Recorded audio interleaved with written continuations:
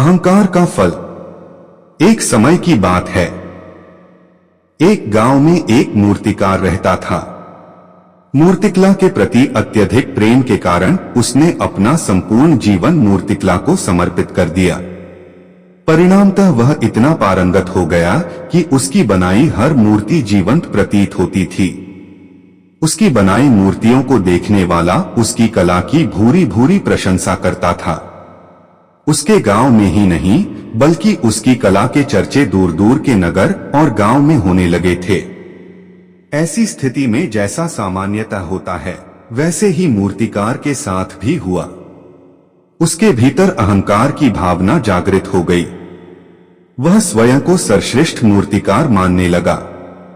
उम्र बढ़ने के साथ जब उसका अंत समय निकट आने लगा तो वह मृत्यु से बचने की युक्ति सोचने लगा।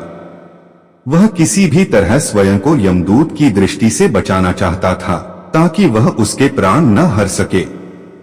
अंततः उससे एक युक्ति सूझ ही गई। उसने अपनी बेमिसाल मूर्तिकला का प्रदर्शन करते हुए 10 मूर्तियों का निर्माण किया। वे सभी मूर्तियां दिखने में हूबहू उसके समान थीं। निर्मित होने के पश्चात सभी मूर्तियां इतनी जीवंत प्रतीत होने लगी कि मूर्तियों और मूर्तिकार में कोई अंतर ही न रहा। मूर्तिकार उन मूर्तियों के मध्य जाकर बैठ गया। युक्तिनुसार यमदूत का उसे इन मूर्तियों के मध्य पहचान पाना असंभव था। उसकी युक्ति कारगर भी सिद्ध हुई।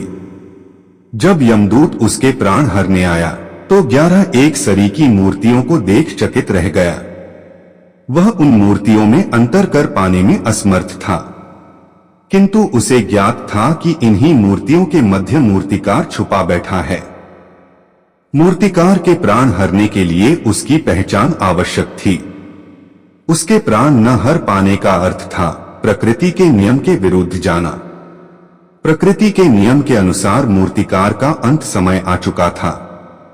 मूर्तिकार की पहचान करने के लिए यमदूत हर मूर्ति को तोड़कर देख सकता था, किंतु वह कला का अपमान नहीं करना चाहता था। इसलिए इस समस्या का उसने एक अलग ही तोड़ निकाला। उसे मूर्तिकार के अहंकार का बोध था।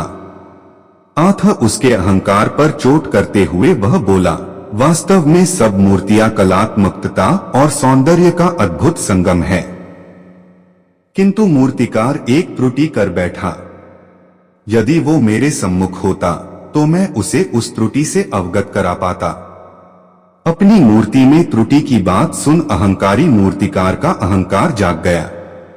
उससे रहा नहीं गया और झट से अपने स्थान से उठ बैठा और यमदूत से बोला, त्रुटि? असंभव। मेरी बनाई मूर्तियां सर्वदा त्रुटिहीन होती हैं। यमदूत की युक्ति काम कर चुकी थी। उसने मूर्तिकार को पकड़ लिया और बोला, बेजान मूर्तियां बोला नहीं करती और तुम बोल पड़े। यही तुम्हारी त्रुटि है कि अपने अहंकार पर तुम्हारा कोई बस नहीं। यमदूत मूर्तिकार के प्राण कर यमलोक वापस चला गया। सीख: अहंकार विनाश का कारण है। इसलिए अहंकार को कभी भी खुद पर हावी नहीं होने देना चाहिए।